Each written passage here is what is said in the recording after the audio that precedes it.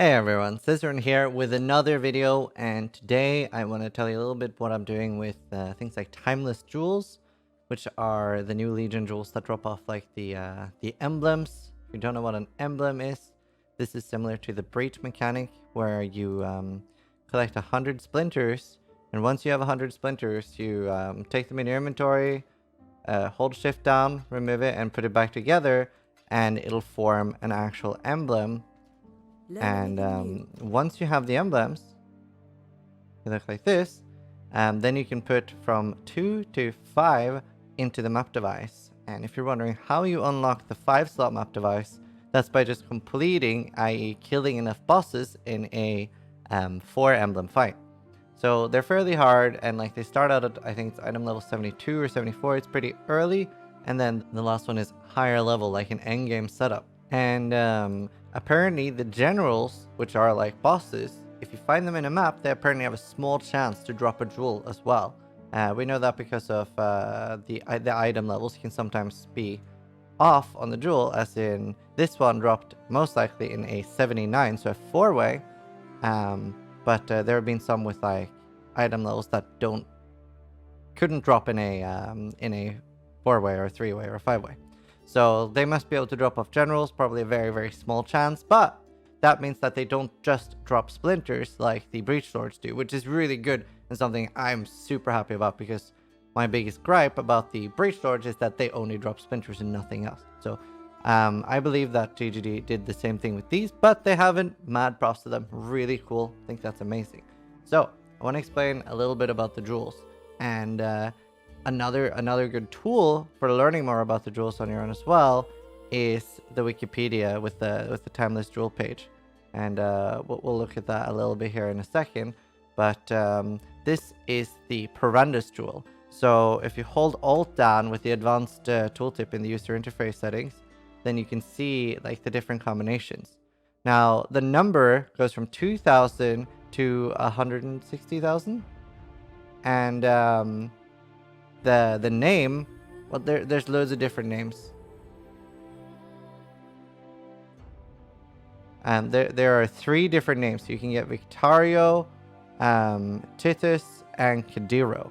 And the way this works is that the name is what changes the keystones, so what they turn into. So any Kadiro jewel will always give you Supreme Decadence, right? So any keystone will be turned into life recovery from flasks, also apply to energy shield, and 30% less life recovery from flasks. Now, this doesn't mean that you can take, for example, 2 or 3 in the locations.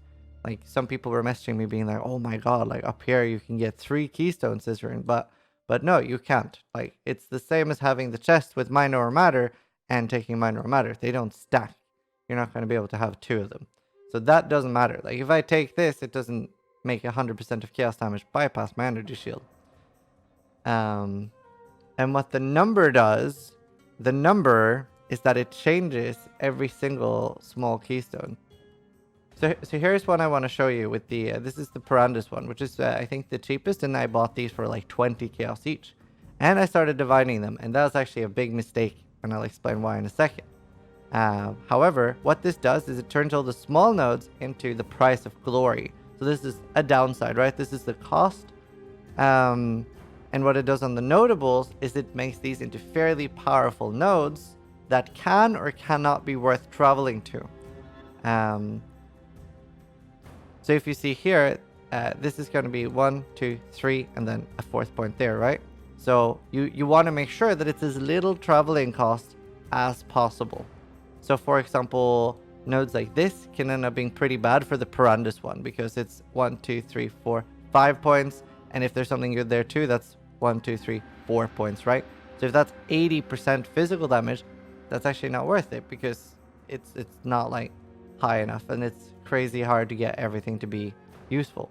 So we'll look through this jewel, and this gives 50 cold rest here, 50 mana regen here, 8% armor per endurance charge. This one's out of reach. And then you have energy shield here, 50 cold rest there, so you get 100 cold rest off those 2 nodes. However, okay, so this is actually a good jewel I'm showing you guys. So it's got 80% melee fist here, and this is really good because there's only 1 travel node. Then I have, actually that doesn't matter, another 80% fizz here, 80% fizz here, 80% fizz here, and we do have 80% fizz down here and 15% attack speed and another 15% attack speed here. I don't reckon the bottom ones are worth taking because they're like 4 and 5 traveling nodes. However, stretching here and grabbing all of those could be really, really nice because they're fairly point efficient, and especially if you're on an impale build already, so you're here, and it's just like the 3 traveling nodes here to be in the cluster area, and then you start picking them all up. And if you get some really juicy combos where, you know, say everything is in a good area, that's when you really hit the jackpot. And so the way this is determined is that the number makes them completely different. So if I had one that's like 4,808 and 39, this would be a completely different jewel. So if I take another one, you can see that all the nodes are completely different and might not be any good. So far I have 3 jewels that are really good. Now obviously this is a big problem for, and I think it's a bad way of doing it, but I think this is a big problem for the community sort of for buying and selling them, because it's sort of, it creates a heavy burden of proof. I really wish that we could just import these into passive building, and I hope they do, like give the data publicly, because if you could say you see somebody selling a jewel for like 70x, right? And you're like, wow, okay, he must have found out that this is an amazing jewel. Maybe it gives like 700 or 800 fist damage in a small cluster, which is insane power creep, by the way. But that can happen. But right now, it's just like, trust me, bro, this one's amazing. 700 fist damage. Then you buy it, and it's like 15% attack speed and then some mana regen. And you're like, really? The other thing people can do is take a screenshot. However, we have had experiences with this being faked, right? Somebody posted a screenshot of a gilded fossil selling for a mirror shard. Someone bought it for a lot of money, and yeah, it sold for like chaos orbs. So it's like, nice. So I am going to use my position here as a streamer to do a jewel checking service.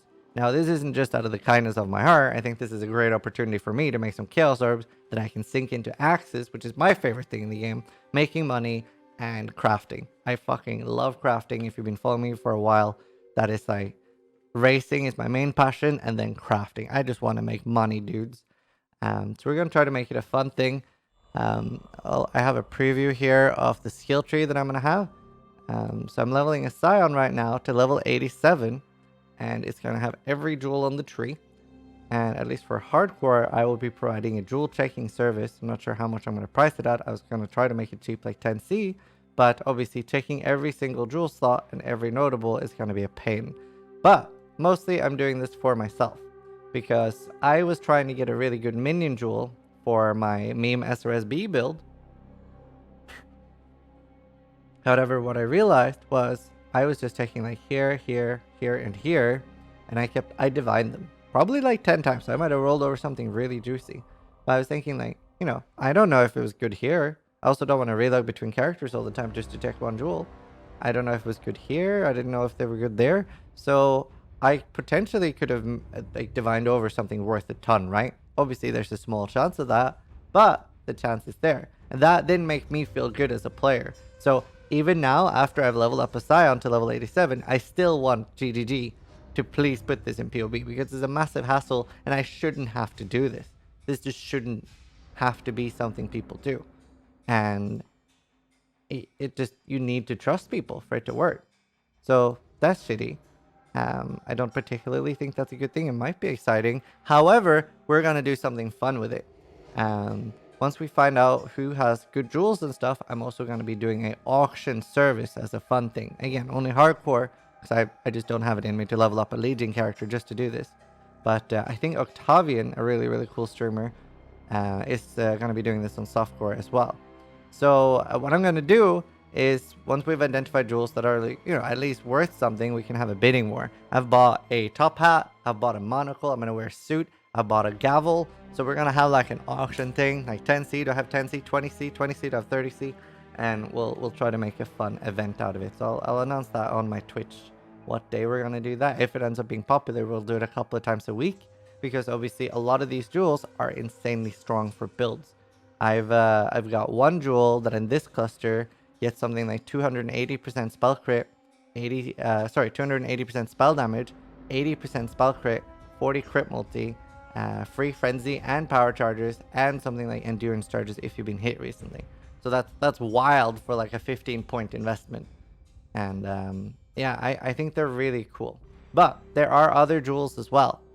So if we look here, and as you saw, I was using this one. And the Val one, they change every small thing. Like they corrupt the tree basically, right? And you can get really lucky and get some like nice juicy things as well. And they work the same way as the Perandus one, where the name determines what the keystone changes into. Now, mine has Corrupted Soul, so this turns 50% of chaos damage to bypass my energy shield. So this makes it kind of similar to Mind Over Matter, but 50% instead. 20% of my max life is being gained as extra energy shield. I actually have a lot of more life nodes I can take. Obviously, it's a bit of a point investment going up here and stuff.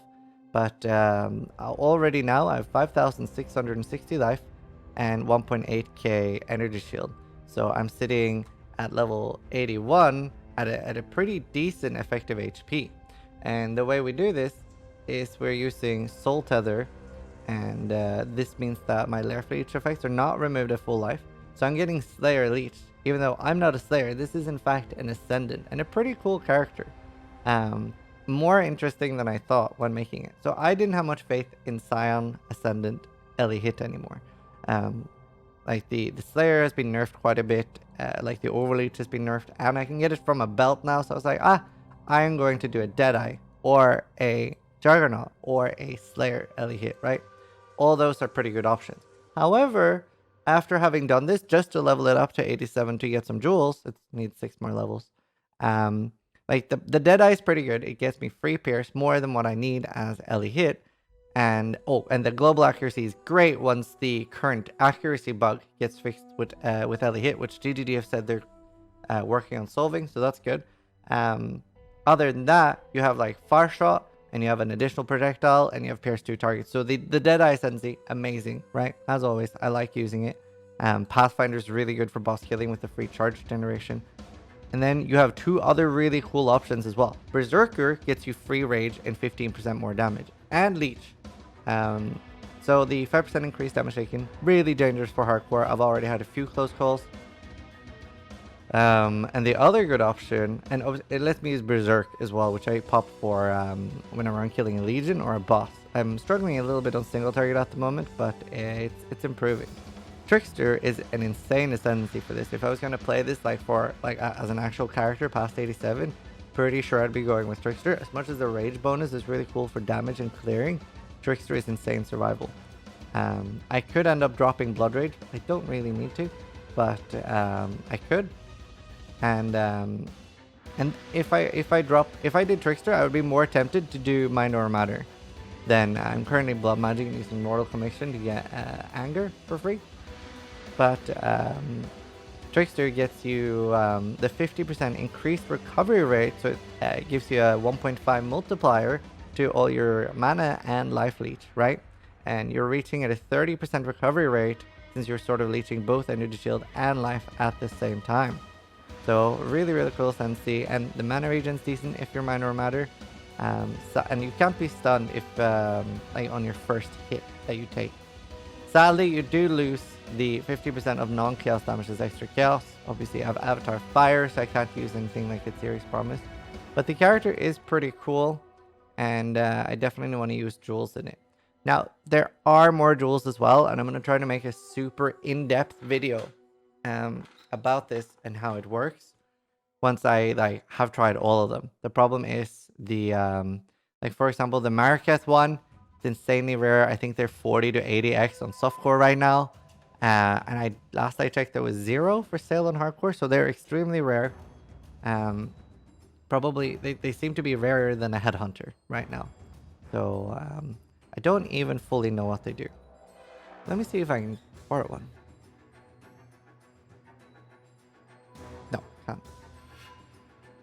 Come. And you do have other ones as well. Once I get the character up and running, I'm gonna try to make a longer, fully in-depth video. I just wanted to like give you guys like a heads up of what we're doing, how we're doing it, and how they work. So make sure you guys don't get scammed by someone convincing you a jewel is worth a lot. Make sure you get somebody like to middleman it, and make sure you get somebody like a streamer to middleman it. I'm sure loads of streamers will be willing to help out with this to make sure people don't get scammed. But a lot of these jewels can be insanely valuable. And thankfully, at least the name is always static, right? Doriani is always going to give you what a Doriani does. It's just the number and what the small nodes do that is such a variable, and we really do want that in PoB, in my opinion. So, hopefully you guys enjoy this video. I hope you guys think it's going to be fun. And yeah, I'll see you guys later. Thanks for watching. If you want to support the YouTube videos, check the description. And if you have any questions, drop by my Twitch channel at twitch.tv/Zizaran. Thanks for watching. Try to die less than I do.